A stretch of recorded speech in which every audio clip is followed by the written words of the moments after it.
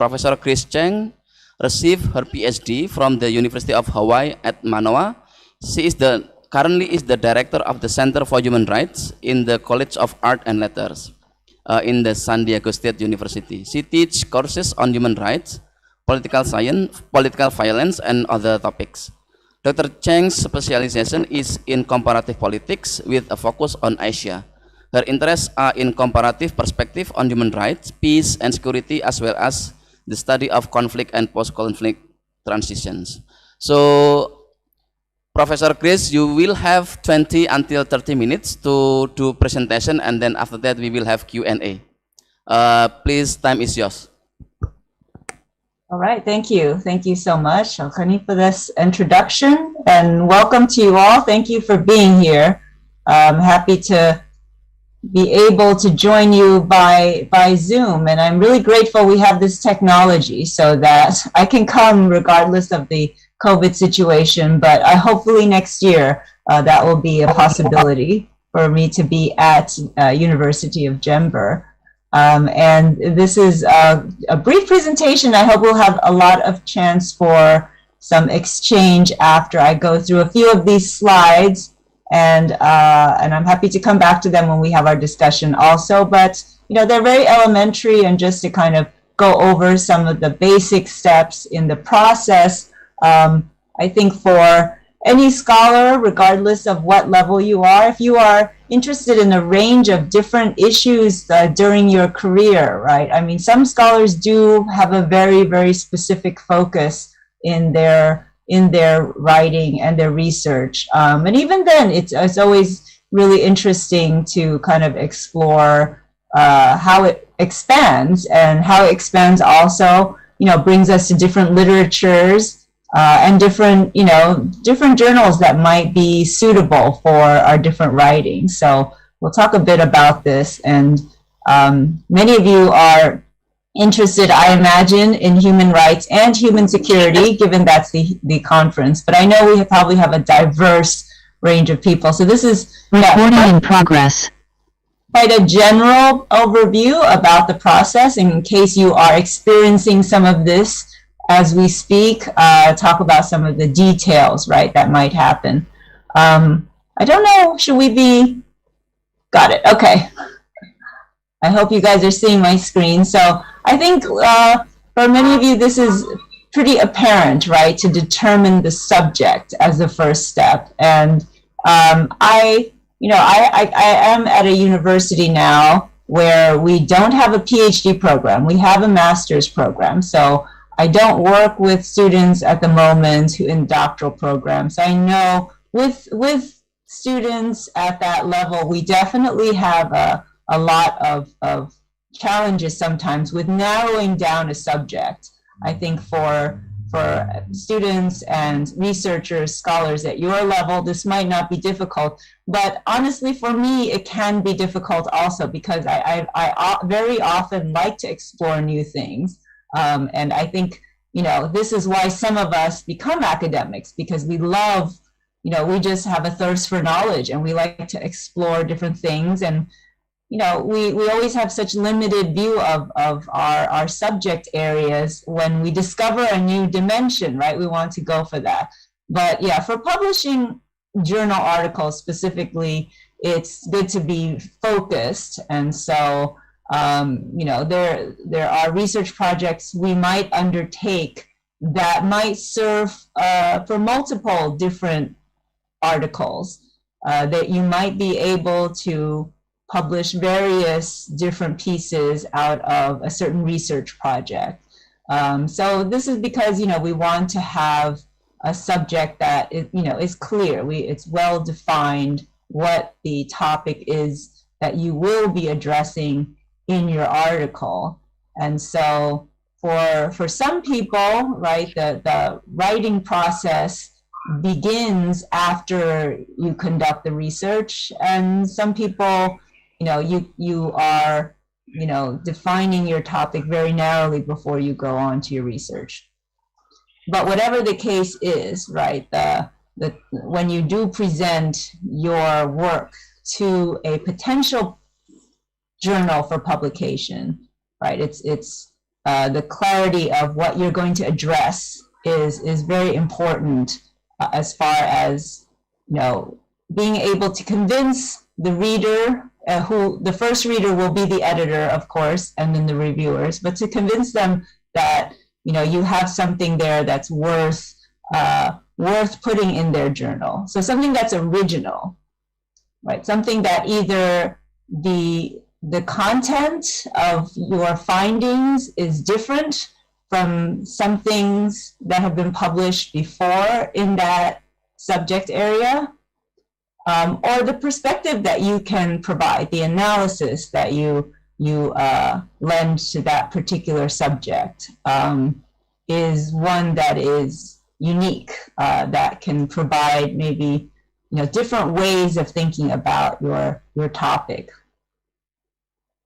So this is something that I think sometimes is not a problem, right? Sometimes you start out with a very clear research question, and your findings are simple and direct as far as answering the question that you start off with. But sometimes you explore something, and it is like much more interesting and multidimensional than you are. So than you believed it initially. Especially those of us who study human rights, a lot of it, much of this can be very qualitative data that we are collecting, and some of it is boosted by a lot of material from other sources, right? To get understanding of background and kind of the circumstances. So how to narrow that down? I think a lot of you probably have already thought about this a lot. Who will be your audience, right? This is, I think, one way that you can think when you are drafting, when you are writing your work. Who are you writing this for? Are you writing it for a group which is already knowledgeable about the part of the world that you are addressing? So for example, I know that there are a number of papers at this conference which will be invited to publish in the Journal of Southeast Asian Human Rights. Right, so we know in this particular case, right, the audience is already familiar with Southeast Asia as far as the context, as well as is probably versed in human rights questions and concepts as well. So that is different than if you would be publishing in a journal that is not focused on the region, right, does not necessarily have an audience that is familiar with the region of the world that your subject matter falls in. Or you might be able to publish as well. It does not have to be a human rights journal, but if human rights is an aspect, right, of a certain problem, like if there are human rights issues associated with certain policies, right, with certain conservation issues, for example, right, how do they impact human rights? How does trade impact human rights, for example? So your audience may not be so well versed in human rights. So that will be something that you'll be exploring as well. But for your own love of the subject, right, for the work and the labor that you put into the subject that you are researching, you want to be as faithful to your own purposes, right, for why you pursued this subject matter to begin with. And,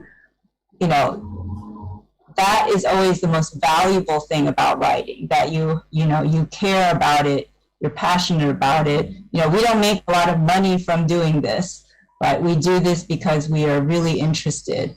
So really, we want to be able to present our subject matter as we intended, why we were interested in the first place. Okay, and why did we think it was necessary to study this? And for us, that might be sort of intuitive. We might already, have that assumed as we are conducting our work. But in writing, we want to be clear about how this work contributes to the field. Like, does it really help to expand our knowledge, fill a void, right? Provide new insights, maybe offer different methods about understanding a question. Okay, so the subject is a big question for a lot of people that I work with at my level, as I was saying. Might not be a question so much for many of you who are more advanced, but it can be when especially when you enter into a new area that you haven't addressed before. So that is the first point. Once you have kind of considered that, and none of these steps are necessarily that linear. Like, it's, certainly as you are writing the article, you might reconsider some things, and might discover you want to add some more into your article, or maybe there's some things you can exclude. But writing, I always feel the actual step of writing is how sometimes the information comes together. A lot of the thinking for me comes out in writing. So I like to follow this advice, but I don't always. But I definitely always have ideas as I'm conducting research, as I'm reading articles that are relevant to the subject matter. There are always a lot of ideas that come to mind that make me think, oh yes, this is an aspect, or this is a way of understanding that I think is very helpful, that makes this a lot richer piece of work. So writing to me is an activity that you continue throughout, and I always collect these index cards where I will write these ideas, because later on, if I put it on a piece of paper, right, it gets lost in many, many documents. But if I have these cards where I can jot down different ideas, I can come back to that at some point and place them in different parts of my paper as I think, oh yes, this is where it'd be a good place to talk about that. So ideas I collect as I go along. When there is some research data that's being collected, I have found that if you have the tables and figures first, that's very helpful, so that when you write, you're speaking to what it is that you have found as far as research. This also gives you all that information to look at when you're writing, and the analysis, can come as you're looking at the data that you've gathered. So for me, these are the first steps. And then I outline my paper very, very in a lot of detail. I always start with kind of a very general outline, but I fill it in quite extensive detail so that I know where to put all of these different points. But other people like to have a very simple outline.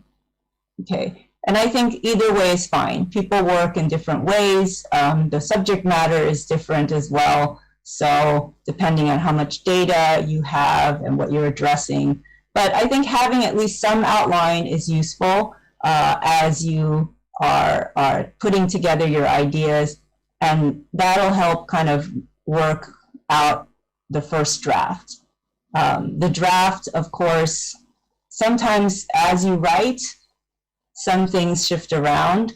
So that is the process, right? I think many of us already experienced that. The first draft is never the final draft, and there can be many, many drafts. Revising the drafts, filling in gaps, correcting any flaws in the logic, any problems with the organization.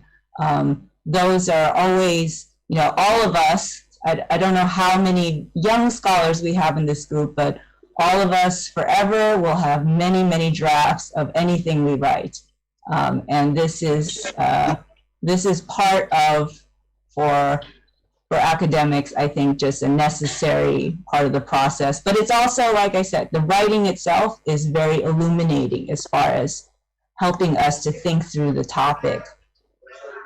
So for me, I always put the basics, like that is what the audience will read first, the title and the abstract. I always put that at the end. And from what I found in different writing workshops, that's very often the advice. Okay, like after you finally kind of come up with a product, you feel, okay, this is what I want to present. This is what I think, can provide a good contribution.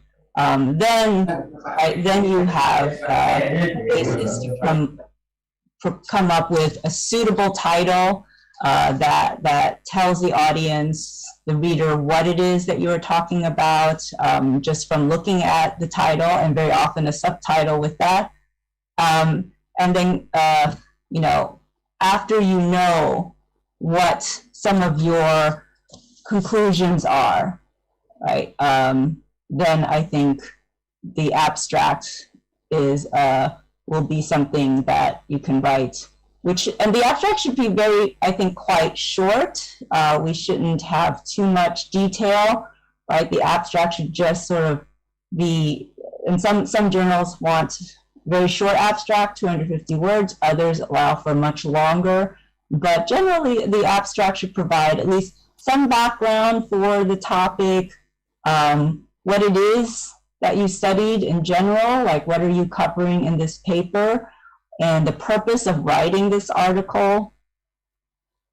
Talk about how you come up with the conclusions that you do, and decide, well, what are the key words that we that we can list for this particular article. When people are looking for what you want them, who do you want, right, to find this article? People who are interested in human rights, but maybe also people who are interested specifically in children's rights, or people interested in migrants and their experience, migration as well. So what are the key words? So yeah, drafting, I think, is very, very critical to the process. But I think for many papers, the structure is generally going to have at least an introduction and a conclusion. And it depends on, of course, the journal. But I think that for general, as a general rule, introductions, is where you want to grab the audience as well. So you really want to know what the audience, the readers of this work will believe is important. So that should stand out there, both in the abstract, of course, and the introduction. So a bit of background, what prior articles and publications have said, but also how they have not said what you will be saying. So how you will be adding to this body of work through this article.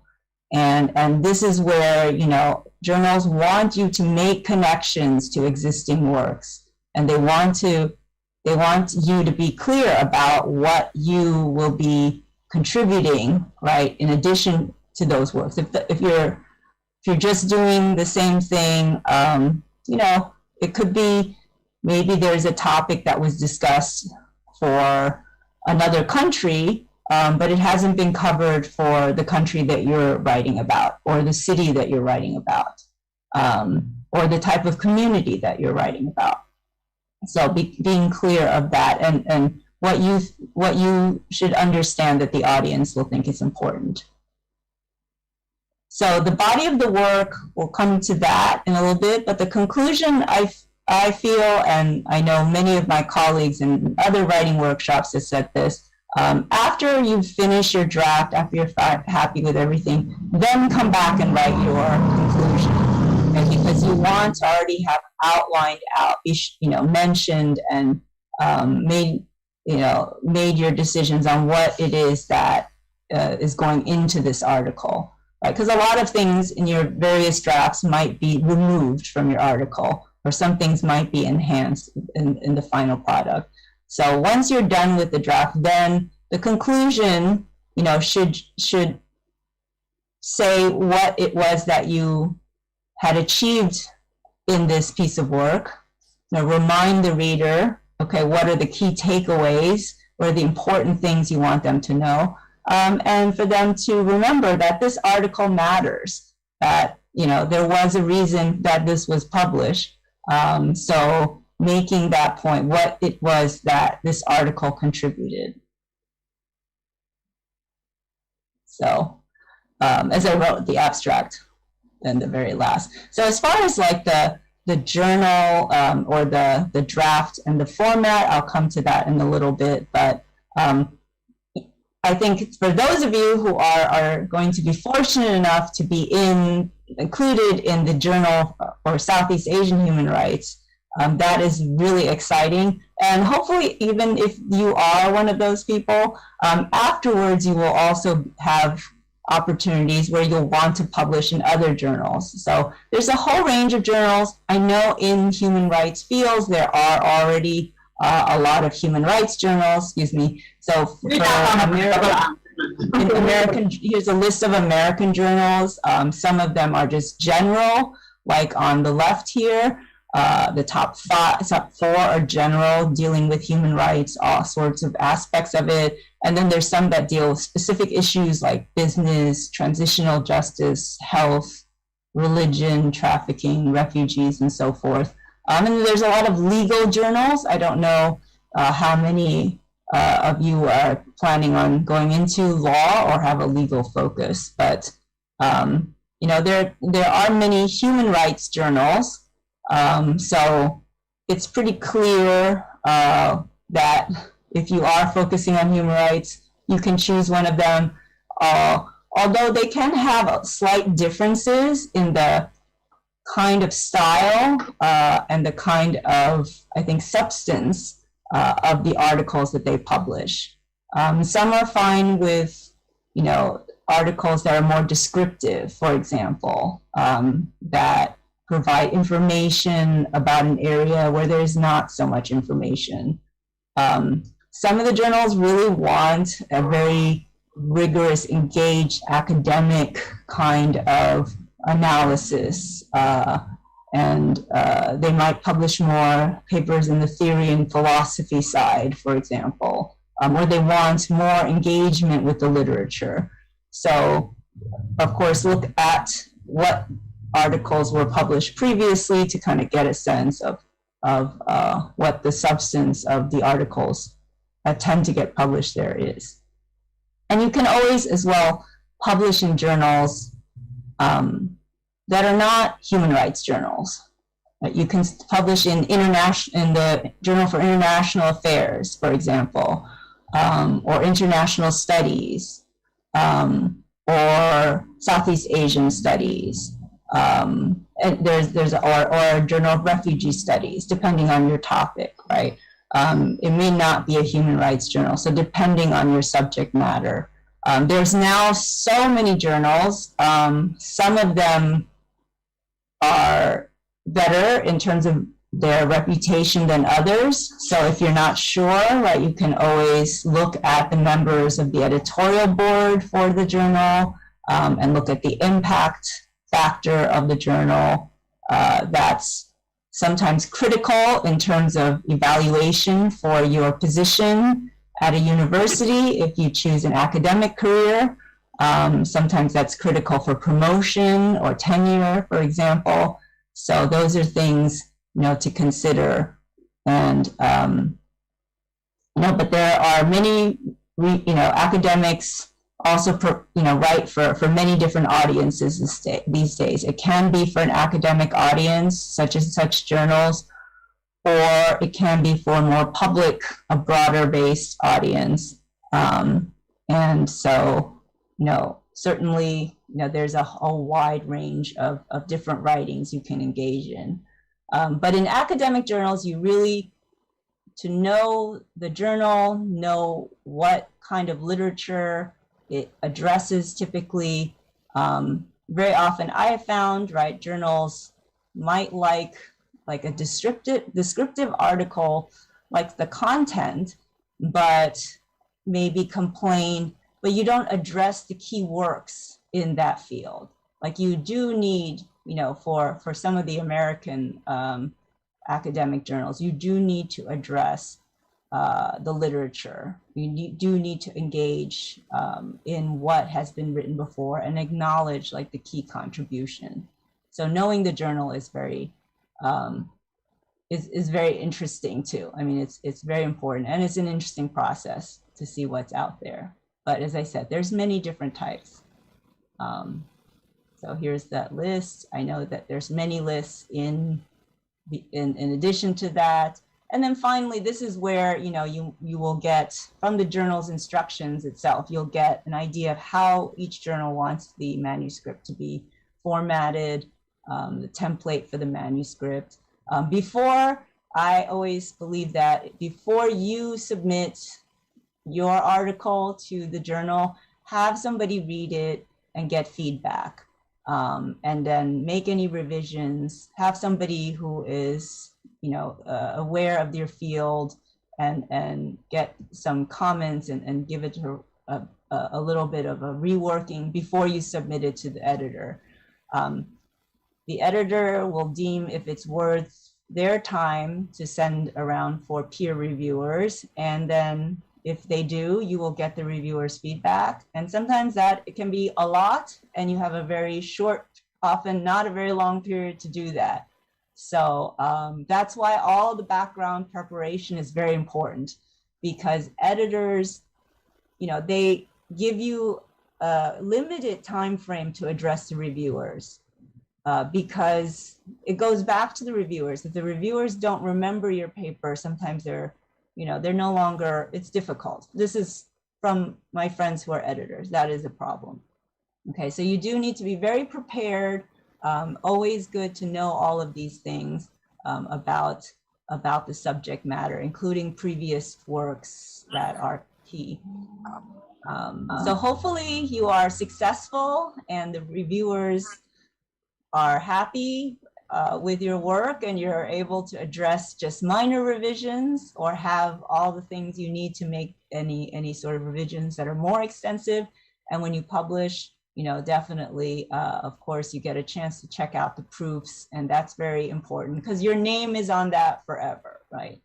So those are just some of the basic outlines of, what I generally would tell graduate students and new, junior scholars about the editing or the writing process. So I hope that was helpful. I don't know if you have other questions. I think we should have time for a bit of discussion here, trying to get out. So, or I can keep the slides on. Do we have some questions or comments?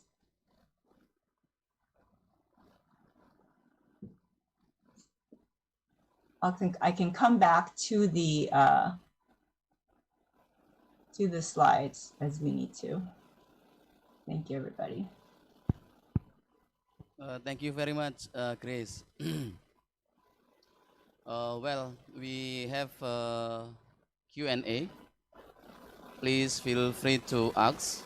You can, if you do not want to speak, you can write down in the chat in the Zoom if you are in online.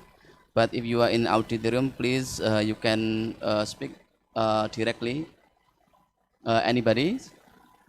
If not, then perhaps I have a question. Perhaps I am representing non-English native, because perhaps it is one of the hardest thing to tackle when we are going to submit an article in the journal, perhaps in a reputable journals.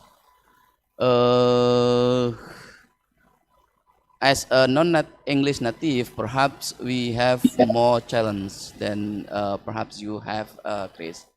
Do you have any clues that we need to resolve? Perhaps in the first draft or maybe the last draft before we submit our article to the journal.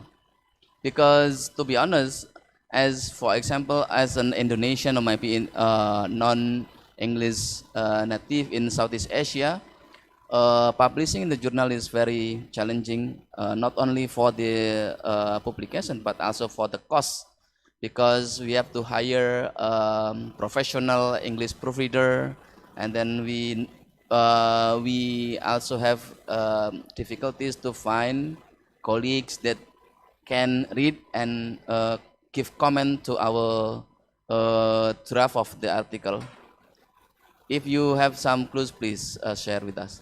Thank you. Yeah, that's a very good question for non-native English speakers, and it is challenging for pretty much, yeah, many different people of very different languages, including European language. Yeah, English is very unique, but it is like the dominant, right, like the language that most academic work is published in. Academic communities often, many of are functioning in English.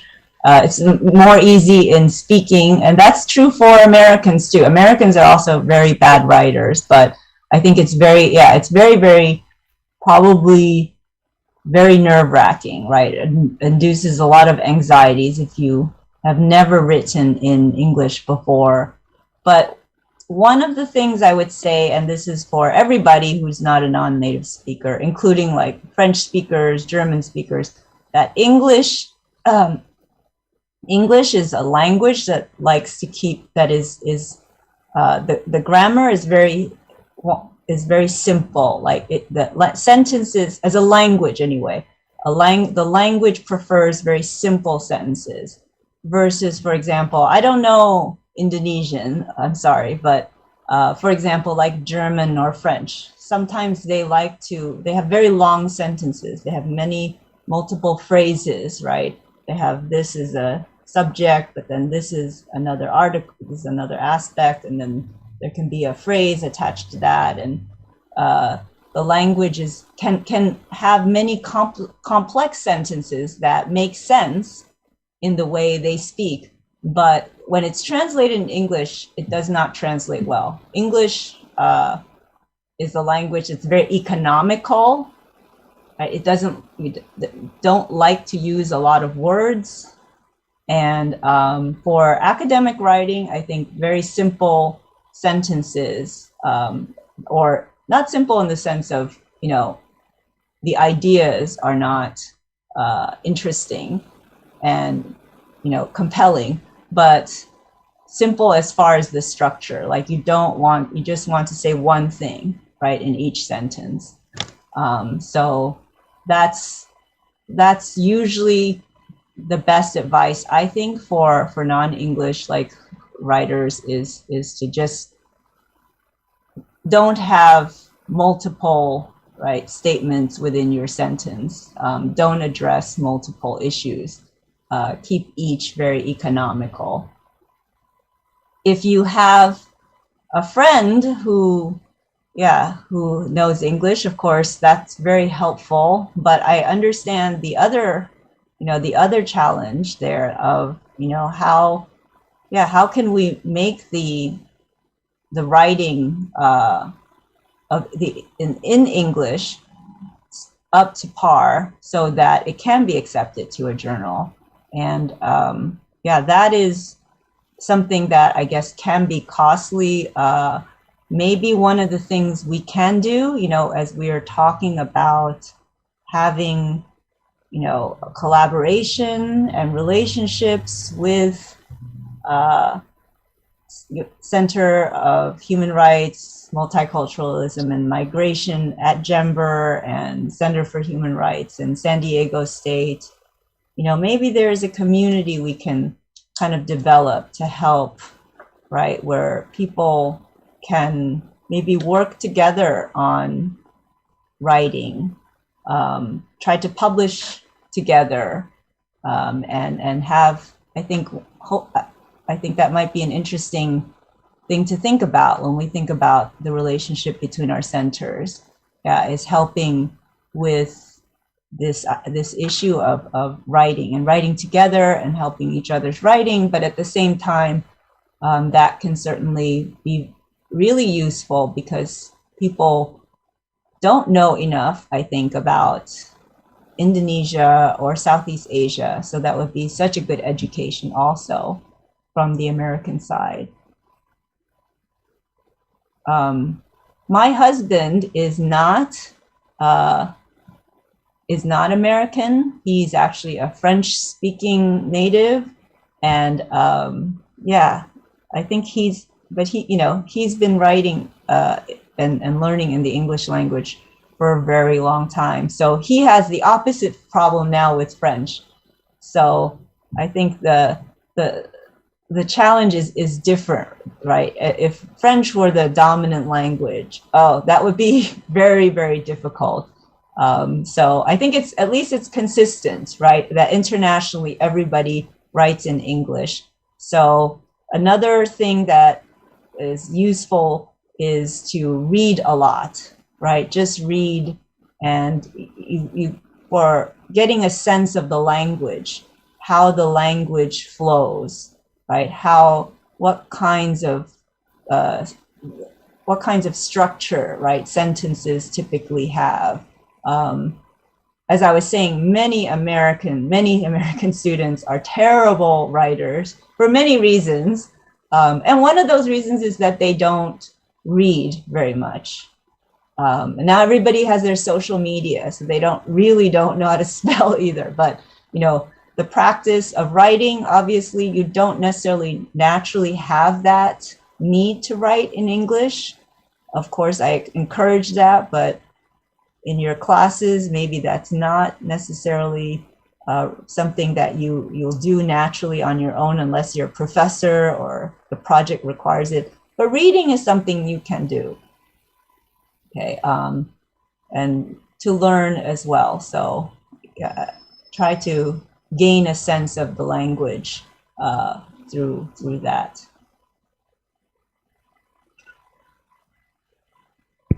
Thank you very much. There are two questions from Zoom.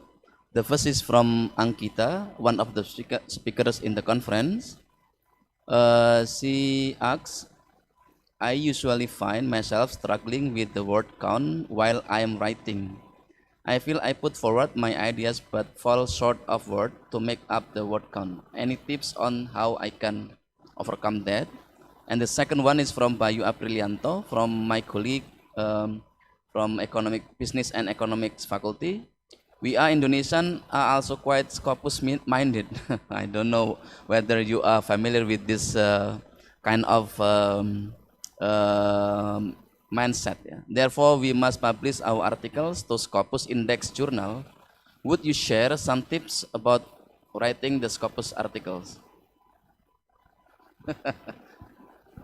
Oh goodness! Wow, I have the opposite problem as Ankita. I have too many words. Yeah, how to make up for the word count. I think that, and I think it's maybe a similar problem with having too many words, going over the word count.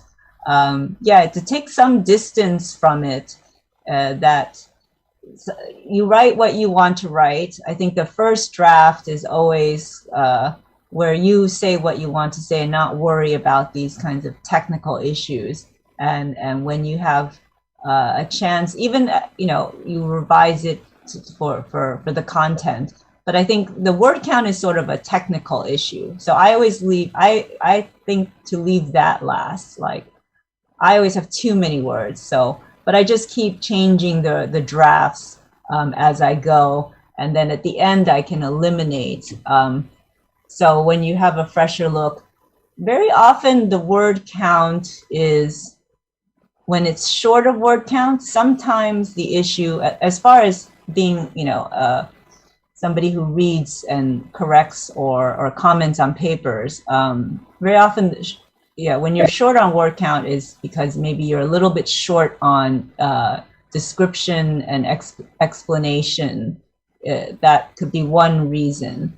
So just to make sure that your points are well explained, are clearly explained. And this may be something that a friend can help tell you, like, you can, and this is also maybe good for your conclusion and abstract. Say, these are the points I want to make.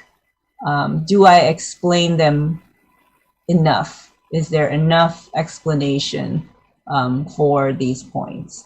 Where is it that I can say more? And so that I think is one of the reasons sometimes the word count can be short.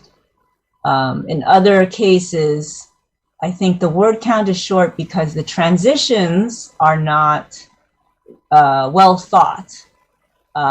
You know, when you move from one paragraph to the next, usually there's each paragraph, right, addresses a specific point, and the transitions sometimes are not very kind of clean, right? They're not smooth. So you can also see if some of your transitions could use a nicer kind of, you know, smoother way of moving from this point to the next. So I think this is one of the things I have found in a lot of papers I've commented. Very abrupt transitions, or it's not clear why we move from one point to the next. That can also use, I think, a little bit of massaging to help that. And maybe that could be the issue, at least from what I've seen in commenting on papers for word count. Are there other things, Alkhani, from your point of view, that can be the reason for word count being low? I don't know, because sometimes for me it is more difficult to keep the limited as the maximum, the length of the maximum rather than the minimum of the articles. What I mean is that it is easier to write something, as you say, perhaps for bad writers, perhaps they just write all ideas come up in their minds without considering much on the establishing a theoretical framework. So yeah, I agree that there are many bad writers out there. So hopefully in this workshop we can share on how to become a good writer, as you suggested. Yeah, maybe there's, you know, so I think that would be a good, you know, time for getting some other people to read for you.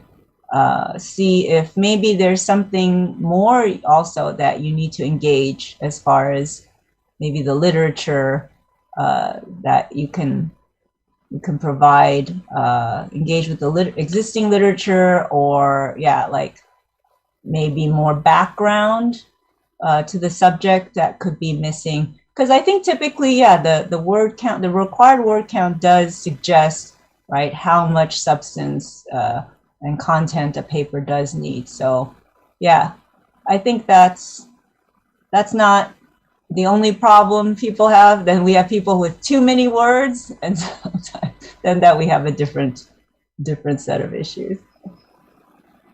And Okay. the second question. And then tell us about this Scopus. I'm sorry, were you going to say something, Alchemy? Yeah, please go on the Scopus mindset.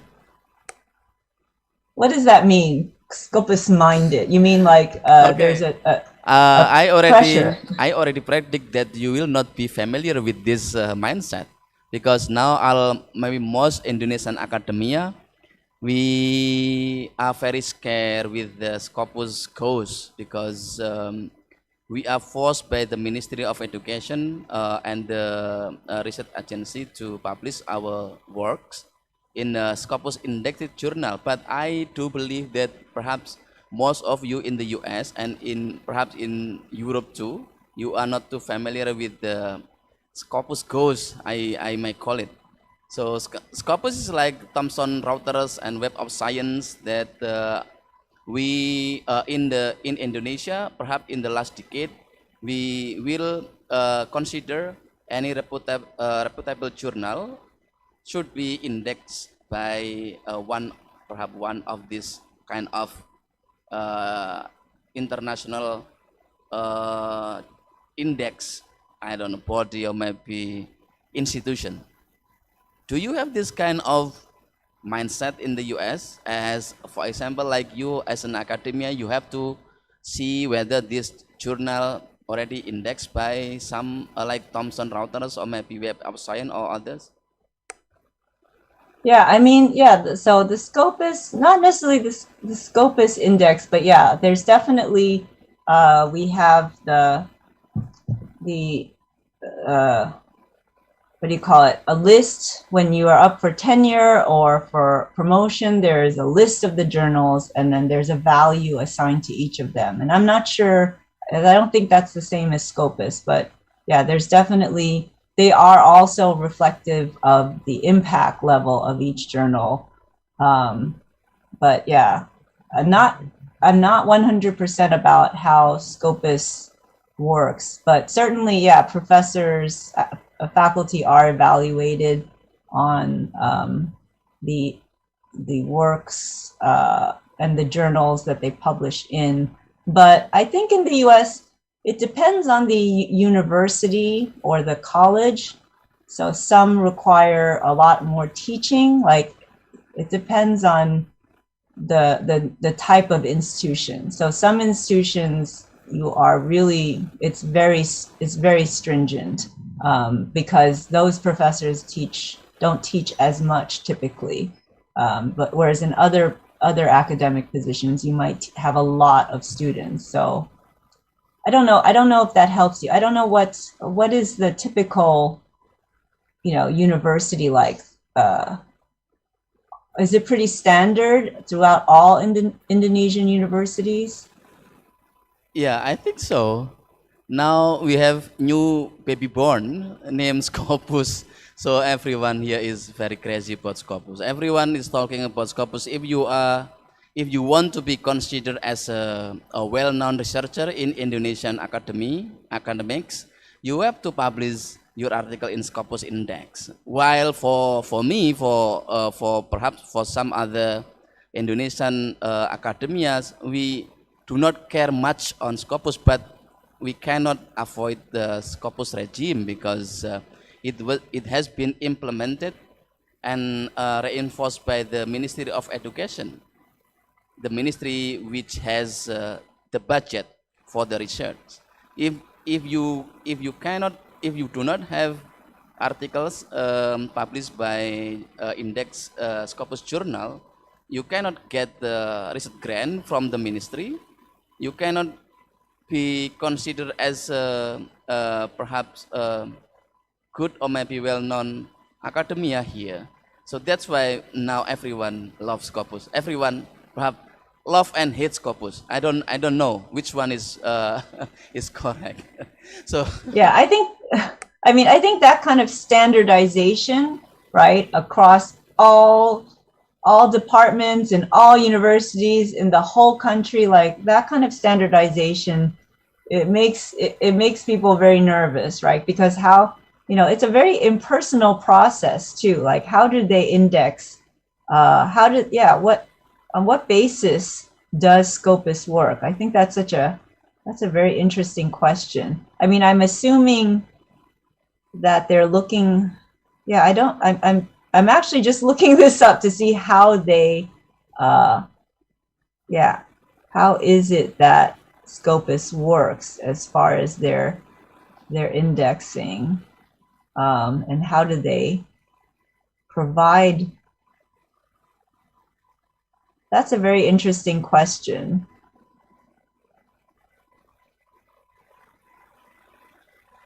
There's so many nowadays, there's so many external influences in academia, right? It used to be like the colleagues evaluate each other and you want to create a community where everybody can contribute to the program and the students are engaged and you can do a collaborative research or, you share in creating an intellectual community. But now we have a lot of outside factors like this, which we're not necessarily, like myself, I'm not necessarily clear on how to make yourself stand out. I mean, it does say, Scopus does say that it tries to arrange the articles in its database, but it is really directed at the users of Scopus. So that would be your Ministry of Education, right?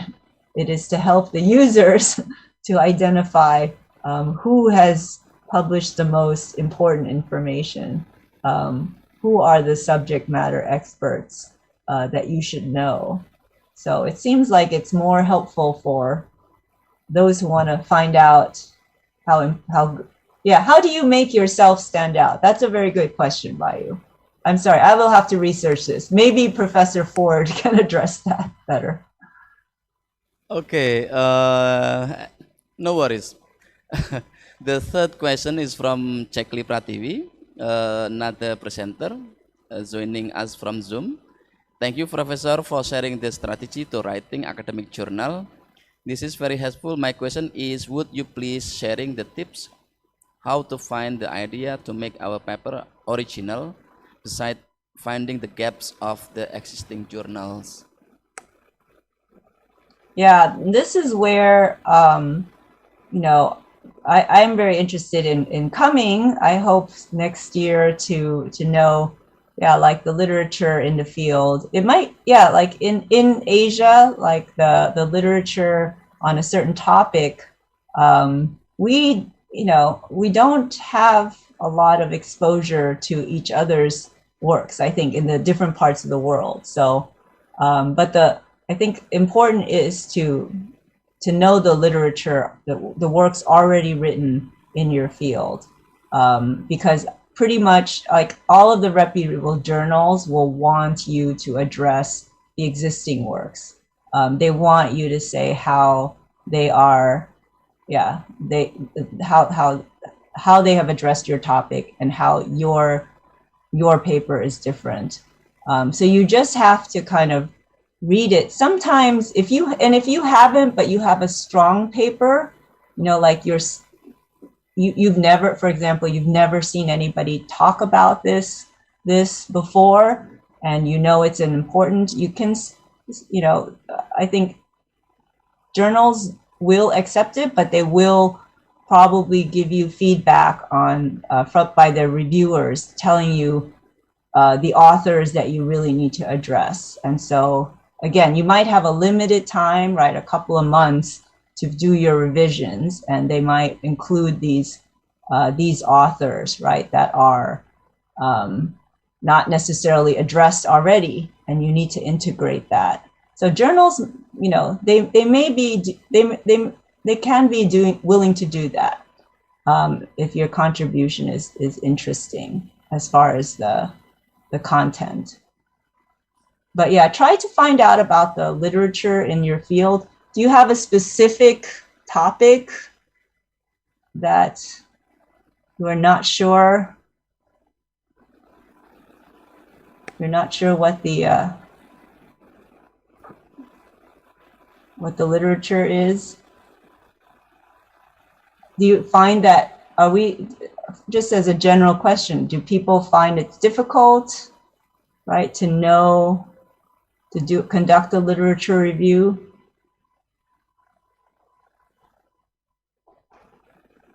I wonder. How about, I know the subject area of librarians can be helpful, but certainly, if you reach out to one scholar, if you find a scholar who has written on the topic, I think it's always worth the chance to write to them, send them an email. Most of the time, they're happy to write back to you, because all departments are full of people who work on different things. I mean, usually we're very happy when somebody is working in a topic that we are focusing on. Like, I think you'll probably get a response from somebody. But yeah, I would just do a search for that field and know what the literature is about. Then you can say, okay, this is what I do in this paper that's different. Okay, Grace, thank you very much. Uh, is there any question from this room, please? Please, Mas. Any speaker?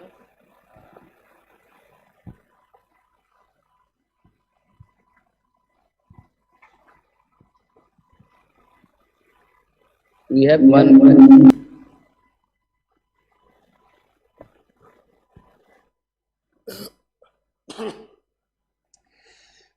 Thank you, Mas Hanif.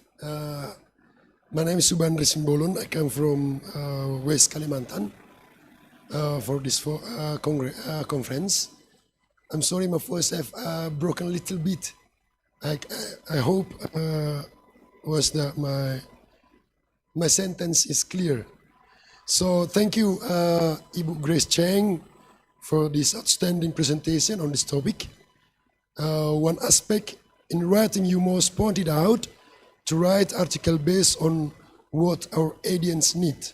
So you said that we have to focus first what audience, who is our audience. For myself, this is kind of obstacles many times when I wrote my articles.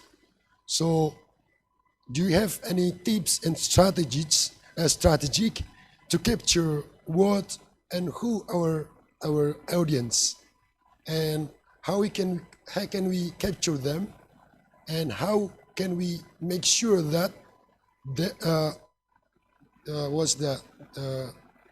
this is my audience, like that. Thank you, Ms. Cheng. Yes, thank you. Thank you for your question. That's always a lot. That's another, it's a lot of work to try to publish, right? And part of that is, to look at what is that the reader might grab the reader's attention. And that's what the editor and the reviewers of the journals are looking for, is they're looking for something that they think their audience is interested in. And the best way, I think, to determine that is to look at what articles have been published before in a certain journal. Or if you're looking to publish a book, look at the kind of books, right, that they have been publishing. And, some of them are different than others. Like I said, some want a lot of theoretical engagement. Other journals don't require that, may be more interested in like the description, right, the content of your ideas and your research.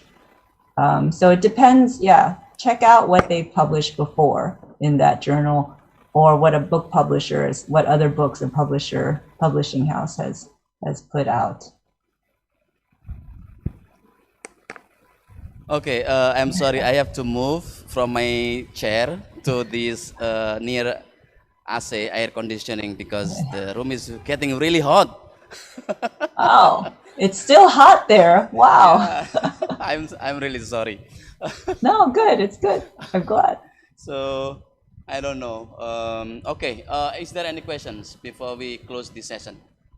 Yeah, please, Mas Ari.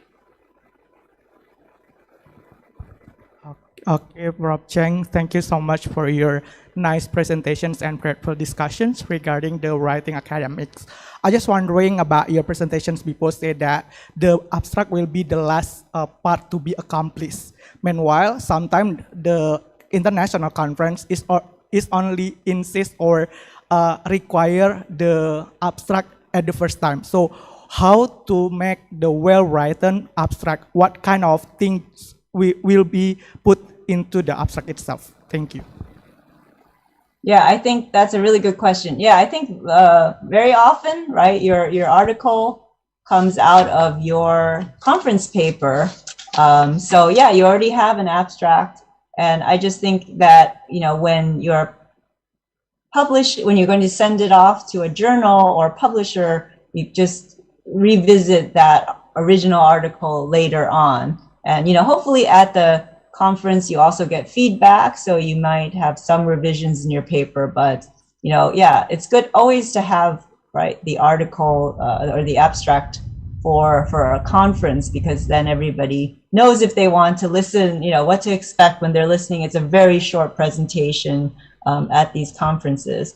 But yeah, I think that you want the abstract to say, just to give some, just an idea generally. You don't need to go, you shouldn't go into that much detail, but generally what is the subject you're talking about in this article, why this article, right? What is the purpose, like the gap you are filling with this article, or a new dimension for understanding the subject. This is why you're writing the article, and kind of a bit of a background to the subject, just like one sentence, just keeping the description quite brief.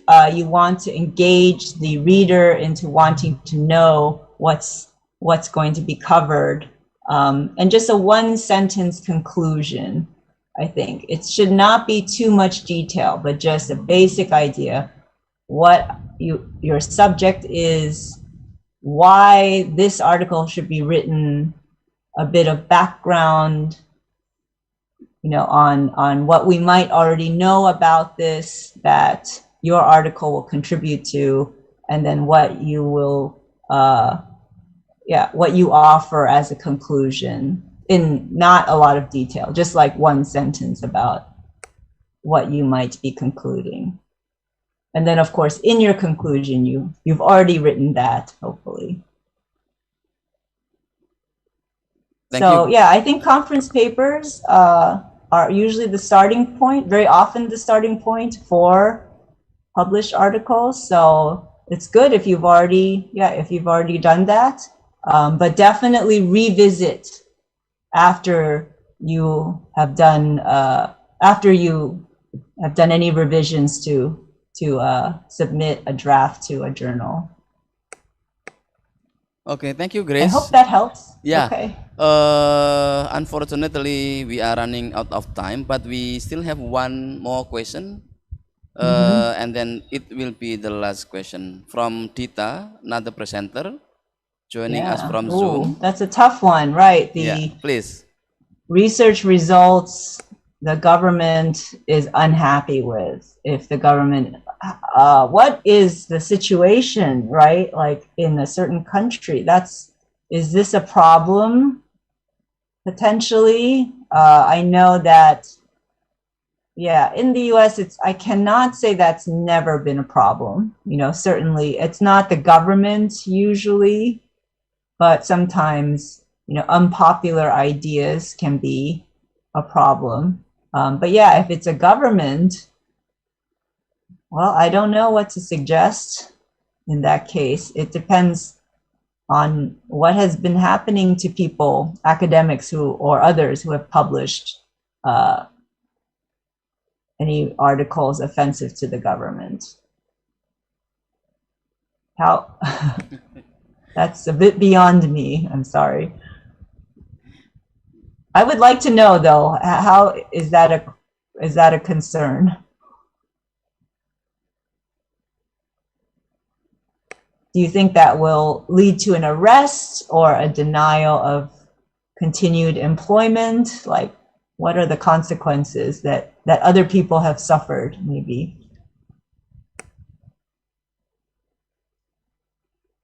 Yes. In Indonesia, we can call that we have academic freedom, but it is not like a freely academic freedom.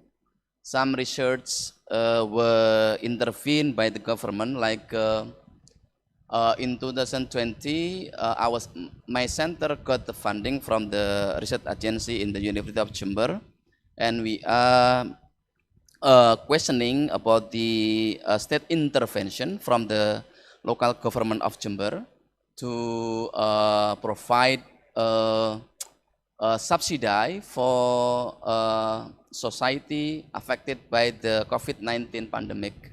And yeah, it was very unfortunate that the research agency of my university and perhaps some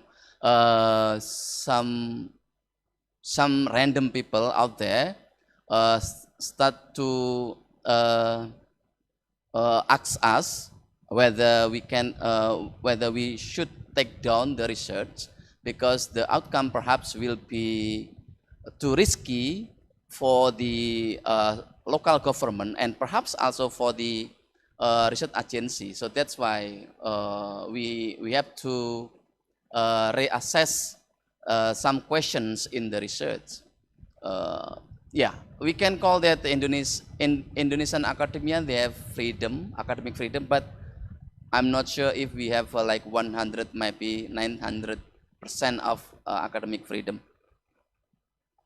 Perhaps this Yeah, is the I reality. think in the US we also have a problem with academic freedom. It doesn't really come from the government. You can have hate mail from members of society and people in the community calling for your removal, and we have many cases where the university administration does not protect the faculty for thing. And there was one person who wrote, who did a project in the New York Times that was very popular about the legacy of slavery and racism.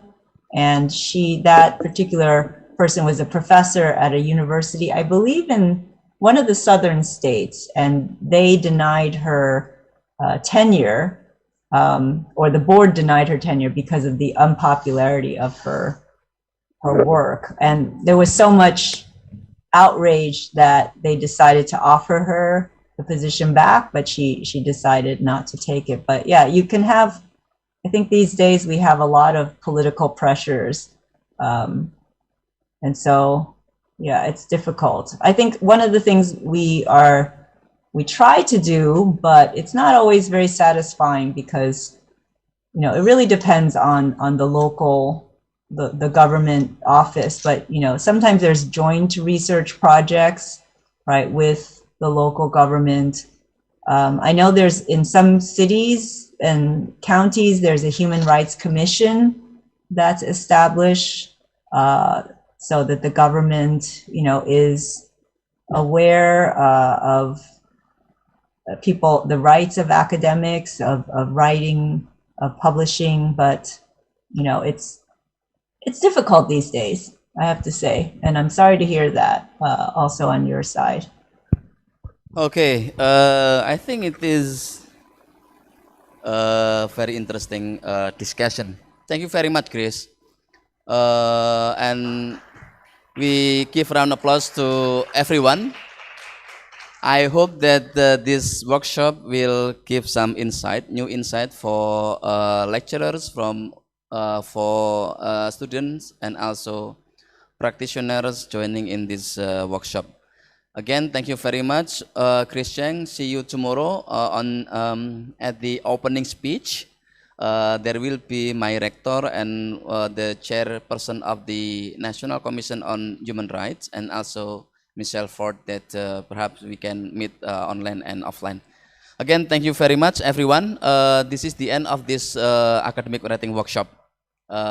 From me, as a chair of this workshop, I congratulate you all who will be presenting some papers. Perhaps you will also continue your paper draft to be submitted in the journals. Perhaps if we are lucky enough, we will have Chris Cheng next year in September 2022. So that would be wonderful. Yeah, our official partnership actually will start in September 2022, but perhaps it is because Chris is very wonderful person here, so she helped us a lot. So even though our official partnership didn't start, we have something to work together. And also I saw Bayu Aprilianto, one of my colleague, will go to San Diego State. So we are very happy to Mas Bayu, and then thank you very much for the help, Chris. And everyone here, there is from Gender Studies, thank you very much for joining this program. From my colleague, Mas Heri, research assistant from the Center for Human Rights, Multiculturalism and Migration. And we have 20 people from the Fellowship on Freedom of Religion and Belief from Gajah Mada University joining us today, and they will be here with us until Thursday. It will be really great to have a collaboration among us. Thank you very much, everyone. Bye-bye and see you tomorrow. Bye, Chris. Bye. Thank you, everybody. Take care. Can everyone can leave Zoom now? Chris, you can leave the Zoom. Bye. Thanks. Bye.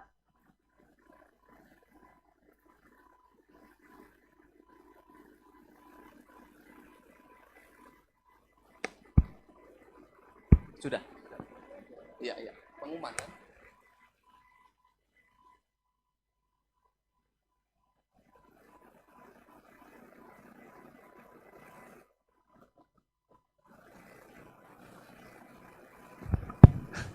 Teman-teman, mohon maaf karena ini hybrid pertama kali agak repot, agak ribet. Jadi harus dipastikan, kami harus memastikan bahwa tidak ada hal-hal yang kemudian menjadi persoalan. Lunch will be provided perhaps 1 hour from now, jam 11, before the second academic writing workshop. Nanti jam 1 sampai jam 2 ada Profesor Michelle Ford. Nanti yang menjadi chair akan ada Dr. Ernardia Kusumastuti dari UNS and SPAM Indonesia. Also kita punya Mbak Arum, nanti bisa please help us during the conference. Jadi ini ruangannya sangat panas. Kami masih akan berdiskusi dulu bagaimana, karena ini ternyata tidak cukup, karena ini seharusnya sentral sentral AC ya. Jadi kita akan berdiskusi dengan panitia. Mungkin setelah kalau misalnya ada yang mau break, bisa di lantai 1 ada VIP room, itu juga milik kita. Silakan, mungkin bisa ngadem di situ. Ada di sisi timur sama barat. Lalu kemudian ada di lantai 2 juga, silakan kalau misalnya mau ngadem di ruangan ini. Kalau mau jalan-jalan di kampus juga ada, silakan. Feel free and then come back to this venue at 11, karena nanti akan ada lunch. Terima kasih. Ada lagi yang lain, yang informasi dari panitia? Lunch-nya, sebentar, lunch ada di mana Pak?